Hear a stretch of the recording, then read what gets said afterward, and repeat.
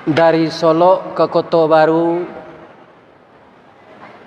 tampak nandari Kampung Salayo, laharo kita nak batamu, malam kini baru basuo. Alhamdulillah. A'udzu billahi minasy syaithanir rajim. Bismillahirrahmanirrahim. Alhamdulillahi rabbil alamin.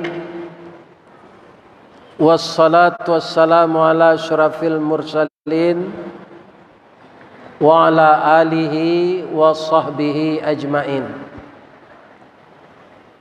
Yang kita muliakan Zat yang paling tinggi, yang mengatur segala kebutuhan umatnya di dunia ini, baik umatnya yang berjasad kasar dan berjasad halus,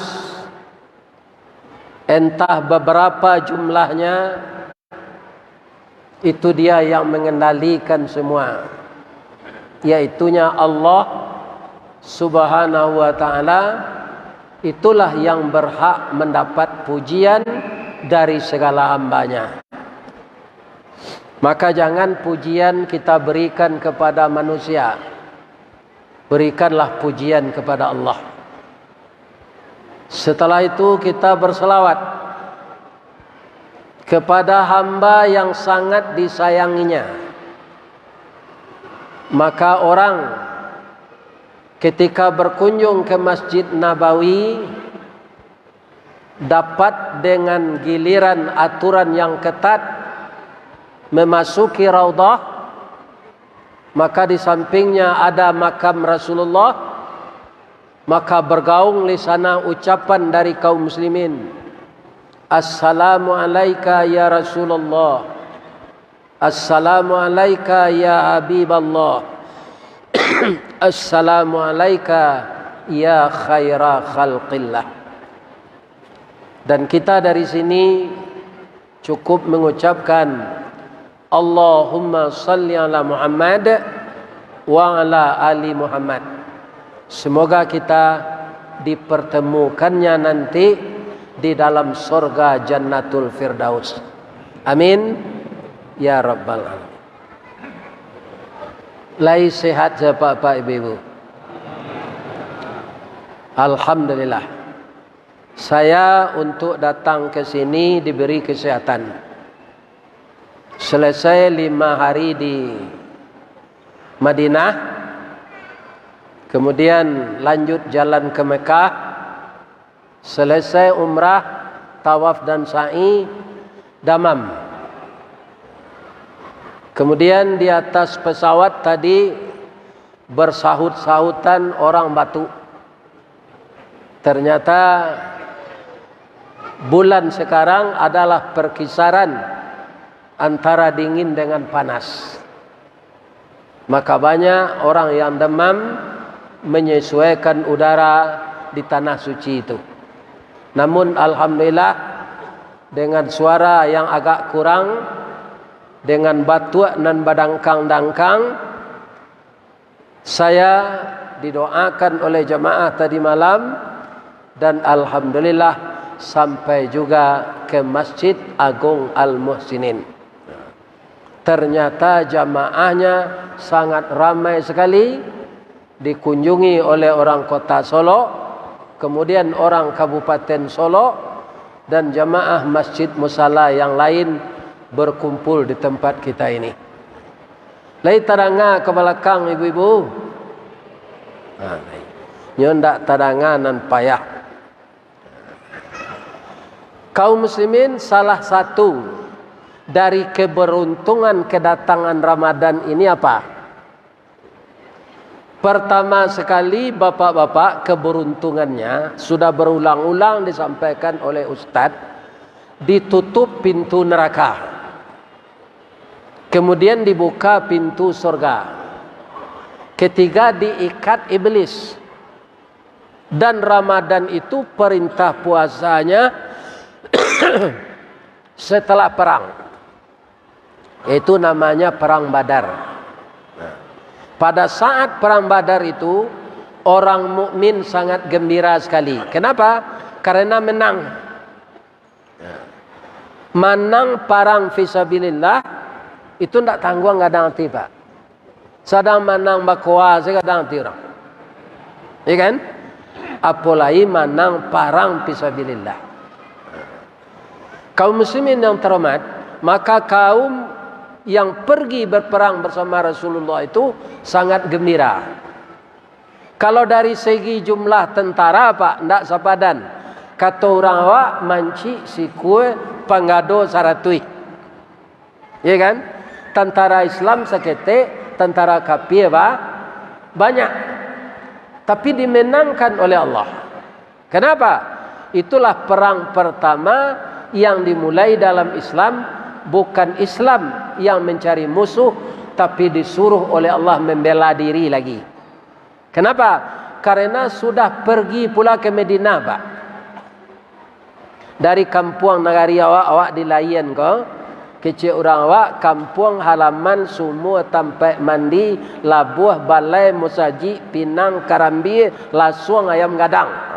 Tu pasangannya kalau di Minang. Dari kampung tu awak lapai ke negari orang. Hijrah namanya.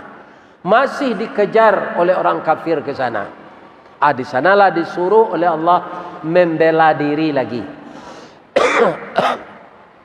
Kaum muslimin, orang yang imannya separuh-separuh, Rasul, kau tidak mungkin. Jumlah awak seketik, jumlah orang banyak. Kata Nabi, berdoalah kepada Allah. Aminkan doa saya. Apa kata Rasulullah? Ya Allah, andaikan kami kalah malam ini, siang ini, selama perang ini, makanya besok tidak ada orang menyembah engkau lagi. Dan tidak akan ada Islam itu sampai ke mana-mana. Maka bantulah kami, ya Allah. Dibantu oleh Allah. Nazala junudan lantarawnaha. Diturunkan tentara yang tidak terlihat oleh mata manusia. Ada tentara yang tidak terlihat oleh manusia. Ini yang berbahaya, Pak. Inilah dia tentara Allah. Kalau tentara Allah tu nan turun, Pak. Mungkin apa mencaliak DAP Perdana Menteri Israel sudah 9 tahun koma. Yang banyak membunuh orang Islam. Belum mati sampai sekarang. Dari seluruh rongganya ini sudah berulat. Ya kan? Kejang-kejang tapi tidak mati-mati. Jadi kalau ada orang yang ingin mati serupa itu, payahnya, kejamlah ke Islam. Itu dia. Di dunia diperlihatkan oleh Allah. Kalau Kemal Atatürk dulu, kan? Presiden Turki, sekarang kuburnya masih busuk. Lalu orang ke sana busuk kubur itu. Jadi jangan coba-coba mengintimidasi, menyakiti orang Islam. Bahayanya. Ya kan? Kaum muslimin para jemaah, tentara Allah itu tidak bisa dilawan oleh siapapun. Apa yang terjadi? Kam min fi'atin qalilatin ghalabat fi'atan katsiratan biiznillah. Bilangan yang kecil mampu mengalahkan bilangan yang besar dengan izin Allah. Maka bergembiralah orang Islam ketika itu. Kaum muslimin yang dimenangkan oleh Allah Subhanahu wa taala. Para jemaah, maka ketika itu dengan saking gembiranya orang Islam, apa kata Nabi? Ya kan? Raja'na min jihadil asgar ilal jihadil akbar. Kita telah kembali dari perang yang kecil, kita akan menempuh perang yang besar. Ada jo perang nanggadang dari itu oleh Rasulullah. Ada. Perang apa? Perang melawan hawa nafsu. Cobalah rasakan diri kita masing-masing, Pak. Ya ndak nan paling bare perang melawan hawa nafsu. Iya, Pak. Ada awak ko pak dek nafsu tu sedang mengandung bini apa bini je lah. Beranak ketek bini pagi pukul 7 hanya lah bini lah. Ya kan? Kenapa kamu beristri tidak bisa digauli aja? Dia sedang darah aja. Pada bersoak encak bini. Berapa nafsu itu pak? Memang tidak salah, tapi kurang etis. Nikah tidak salah. Begitu nafsu ini. Jadi perang yang paling berat itu perang melawan hawa nafsu. Hancurnya Fir'aun karena hawa nafsu. Hancurnya Namrud karena hawa nafsu. Hancurnya Haman karena hawa nafsu. Siapapun pemimpin di dunia ini hancur itu karena nafsunya. Ya. Kalau awak biasa kok pak, lain gak ndak barana. Tapi kalau pemimpin nan hancur, sama jo kayu rabah. Apabila kayu larabah baralawana kagadangnya batang lapuk daun kerege. Usah diaruk ke bapucu entah kok cindawan ke bungonya.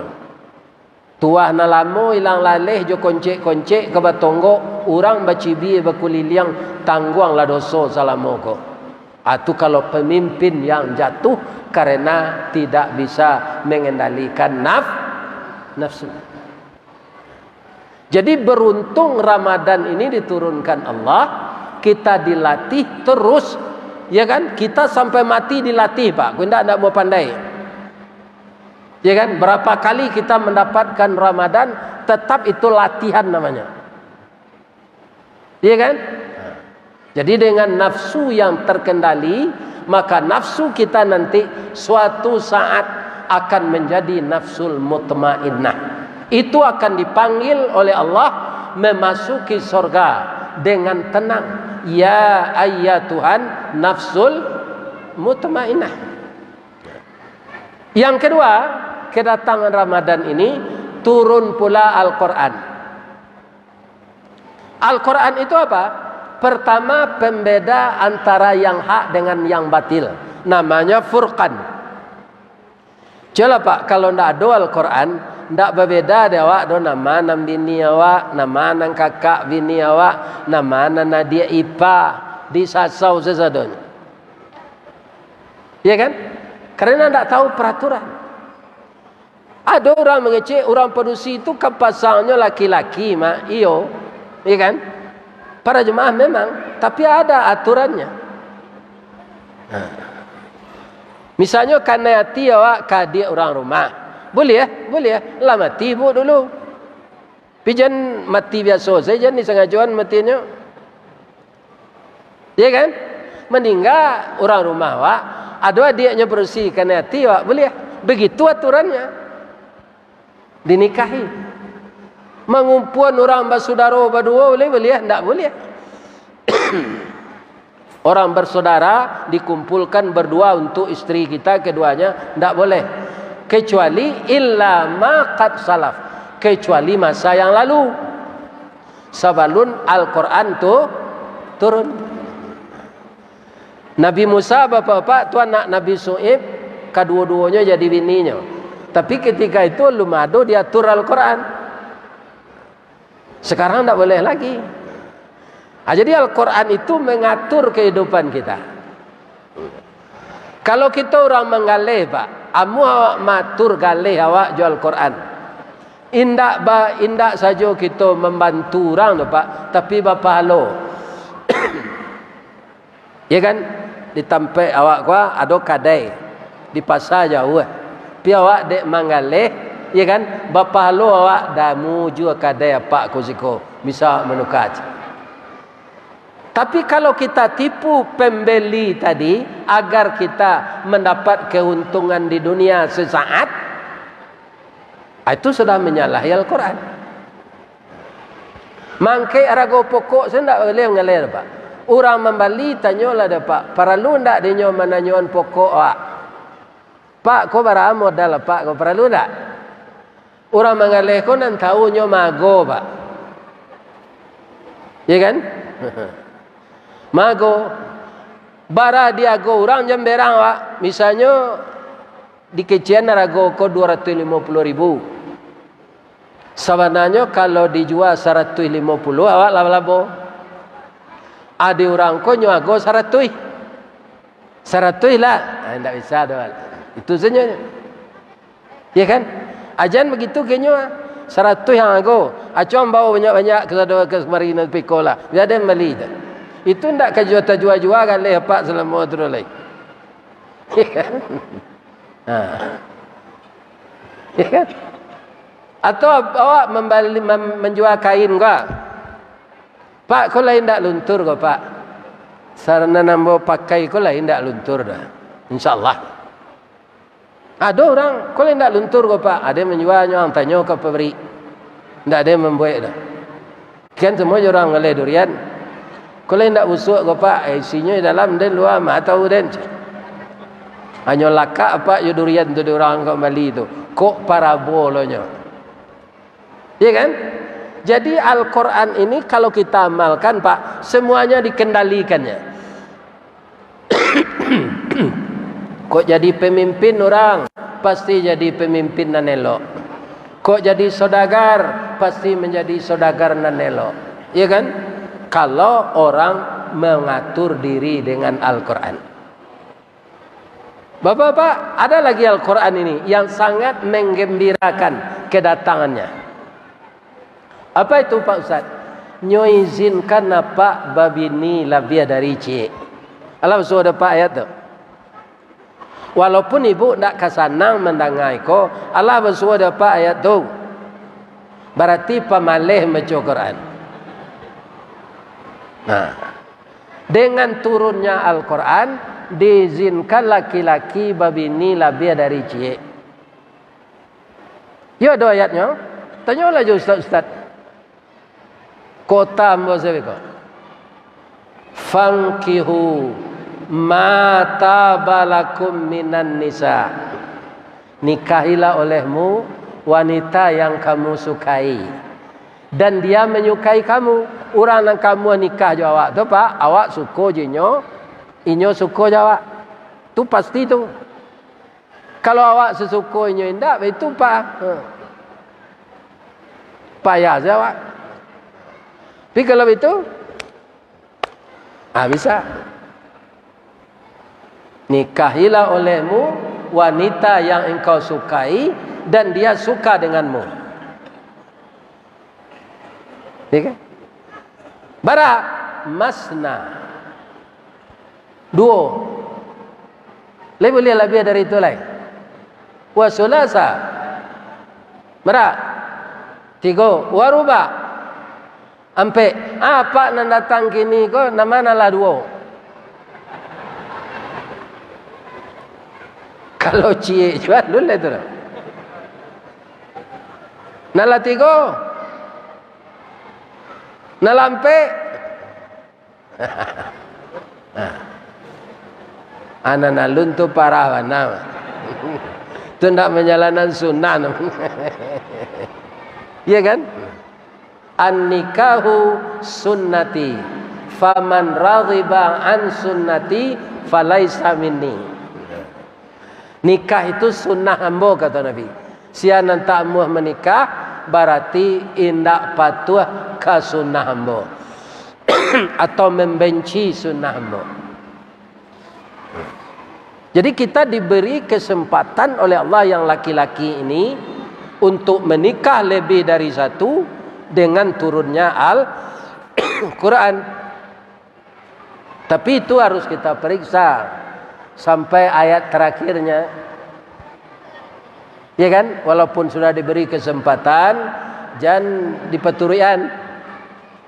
Sebab Allah mengingatkan begini, wa in khiftum alla ta'dilu fawahidah. Kalau engkau takut tidak adil, maka satu saja. Ya kan? Tapi ada lo kawan Pak mausulan Ustaz, adil atau indaknya tu tahunya tu dicoba lo je. Iyo lo tu. Ya kan? Di mawak masing-masing kau adilnya tu dicoba dulu. Ya kan? Jadi besok kok nak tahu bah adilnya coba je lah Pak. Enggak sekali. Itu banyak sekali datang Ramadan, ya kan? Perintah puasa Ramadan itu mengendalikan nafsu. Turun Al-Quran. Al-Quran itu pembeda antara yang hak dengan yang batil, yang halal dengan yang haram. Dengan turunnya Al-Quran, umat Islam diatur boleh menikah lebih dari satu. Ini berkaitan dengan bulan Ramadan. Sudah itu apa lagi? Al-Quran itu obat. Wa nunazzilu minal Qur'an ma huwa shifaa'u wa rahmatul lil mu'minin. Benarkah Al-Quran itu obat? Bapak-bapak yang terhormat, ada kisah seorang anak yang sangat santun kepada ibunya.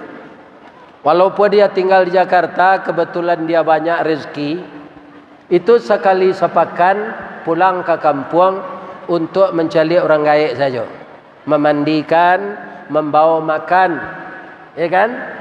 Kemudian membawa jalan-jalan. Taruh itu sekali sepakan. Dia anak yang berhasil di Jakarta ekonominya. Tapi sudah berjalan itu bertahun-tahun, ndak adonyo pulang lagi. Ini kan? Ndak ada pulang. Allah setahun baru taibo hati ranggaiknya. Kemana anak saya ini ya Allah? Ndak ada pulang-pulang lagi. Biasanya ndak ada yang sesantun anak saya ini. Sekarang jangankan dia pulang, bertanya lewat tulisan surat saja dia tidak ada lagi ya Allah. Apa kata orang tuanya tadi? Ya Allah, berikanlah peringatan anak saya ini. Tolong ingatkan dia. Bagaimana cara Allah mengingatkan? Sakitnya Pak. Sakitnya badan tambah lama tambah kurui, suara hilang. Tapi ketika diperiksa oleh dokter di seluruh kota Jakarta itu, tidak ada dokter yang tahu apa penyakitnya. Cuma dampaknya badannya kurui, tinggal jangik pemeluk tulang saja.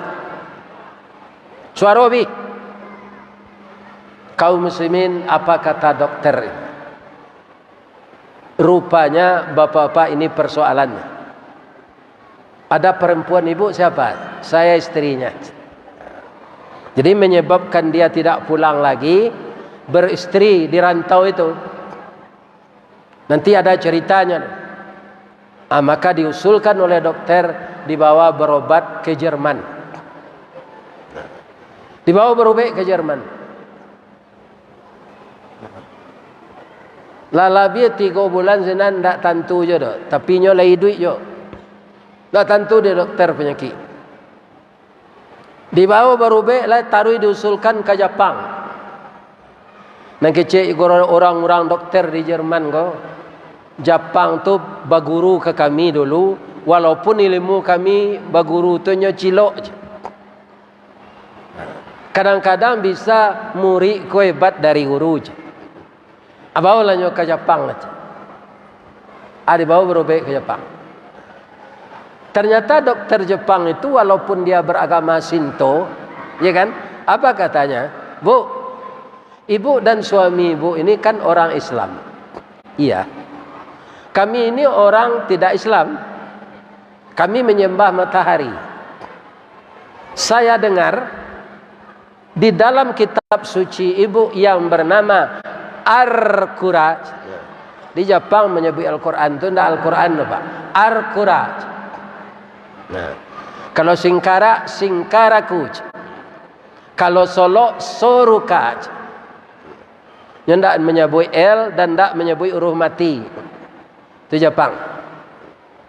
Kenapa ibu ke sini salah alamat? Tapi kami bawa usaha jelas. Ya kan? Salah saya mencuba amanah. Tak bisa kami. Tahu kami sakit. Arigatou gozaimasu master. Terima kasih banyak. Sudah mempercayakan kepada kami. Baliklah ke Indonesia. Datanglah kau lama balik. Mudah-mudahan dicarikan solusi agar suami ibu ini sehat. Bapak-bapak, kadang-kadang awak lupa pak, ananado di awak. Ya kan? Ada teman kami kemarin itu stroke pak, sudah baniai kapai umrah lai, kapai ke Ka'bah lai, tawaf, stroke. Dirawat di rumah sakit. Di rumah sakit tu pak, indah ada nan orang sinan dirawat. Nah ada pak, orang awak saya. Ya kan? Jadi kalau ndak ada musim umrah, kok langang lah Makkah jo Madinah tu, ndak ada orang umrah jo haji, ndak bisi rumah sakit itu ceritanya. Ya kan? Jadi orang Arab yang taat itu pak, yo amalkan Al-Quran tu basube, nyo cariin jo Al-Quran tu solusinya dulu, baru bisa kena lain pai. Ya kan? Kaum muslimin, ibu-ibu dan bapak-bapak, abatanyo lah bini nyoko kau lama lai. Lah sampai kami ke Jerman, ke Jepang, cuiko suami kami pak. Kami bertanya ke pak, ba caronyo lai. Suami kami kami ingin sehat. Kata ulama ko, ibu ko istrinya iyo. Inyo suami ibu orang Sumatera Barat iyo. Jadi sajak nikah jo ibu lah do pai ke rumah mintuo ke Sumatera Barat tu ndak. Bang ko ndak. Ambo takut kalau orang Sumatera Barat ko pulang balik ke kampungnya, itu nyo nikah dia maknya balik sinan. Khawatir kami, jadi kami karajuan nyo main konyo lupo nyo orang gaek nyo. Iya kan? Jadi ini termasuk sihir ini pak. Kan sihir. Atung kau nak pulang-pulangnya. Sekarang begitu. Minta maaf lah ke mintuo tu, cari alamatnya, minta maaf kanyo. Jangan dilanjutin je kau lagi. Ya kan? Dicarilah dek minantu kau alamat. Nyuarok suaminya kesehat. Itu tuduhan orang, saya tak ada serupa itu dah. Tak ada orang Sumatera Barat itu tu. Pabini anaknya dirantau ke pulangnya pabini lo je lain tak ada terus. Dibikinlah surat. Dikirim sewa pesawat langsung. Dibaca surat dia emaknya di kampung pak. Ya kan? Mendengar anak sakit muda itu karena ibu yang menghamilkan anaknya. Dia yang tahu bagaimana pesakitan menghamilkan anak. Ya kan? Tidak sampai hati emaknya. Ya Allah, sembuhkan anak saya kembali. Apa yang induknya ke sinan? Pinyalah mintaan anaknya sembuh. Tiba sinan orang lah baca Yasin.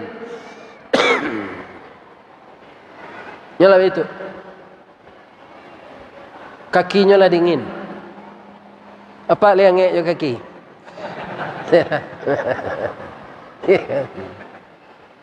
Tiba induknya. Bismillahirrahmanirrahim. Ya Allah, sembuhkanlah anak saya. Dibacakanlah surat Al-Kahfi ayat 1 hanya sampai 10. Alhamdulillahilladzi anzala ala abdihil kitab. Ya kan?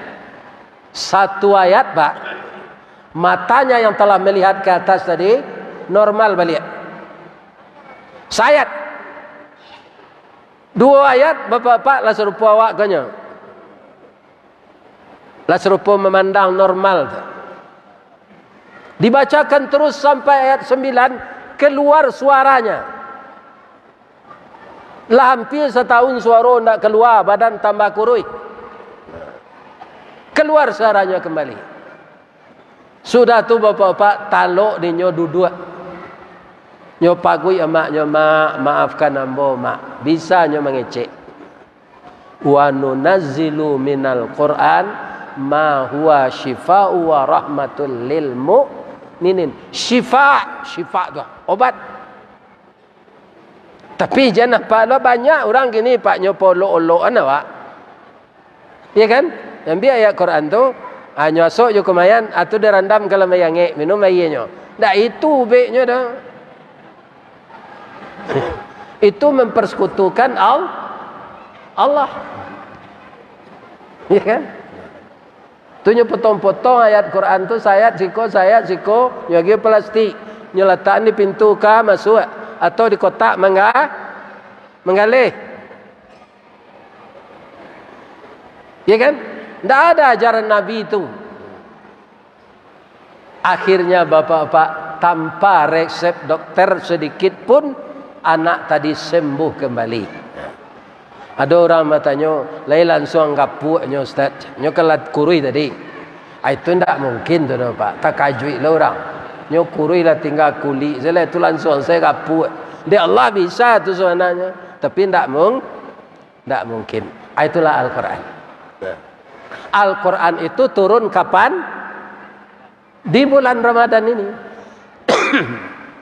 Jadi Ramadan ini secara keseluruhan kita benar dalam membaca Al-Quran, benar kita mengartikannya, benar kita mengamalkannya, benar kita mengamalkan puasa Ramadan ini menurut petunjuk Rasulullah, dan Rasulullah itu mendapat petunjuk dari Allah, maka segala macam rahmat akan terkumpul di dalam kehidupan kita. Akhirnya puasa, baca Al-Quran, salat sunat, salat wajib, sedekah, zakat fitrah, apa saja yang kita lakukan nanti akan membawa kita terakhir la'allakum tattaqun. Kita akan menjadi orang-orang yang bertakwa. Orang yang bertakwa itu apa sasarannya? Tembak menantang kalamai, tu menantang kagujalo, condong marawa katapian, condong kasai kepincuran, tiuk tembak ado alamat, tiuk condong ado kerabahan. Setiap orang takwa, kerabahannya nanti atau tempatnya adalah surga Jannatun Naim. Mudah-mudahan jamaah Masjid Agung Al-Muhsinin dimasukkan oleh Allah ke dalam surga dengan taat beribadah. Segala macam perintah Allah kita lakukan, bertemu semua kita nanti dengan Rasulullah sallallahu alaihi wasallam insyaallah. Asyhadu an la ilaha illa anta astaghfiruka wa atubu ilaik. Banyak maaf, insyaallah kita sambung subuh. Assalamualaikum warahmatullahi wabarakatuh.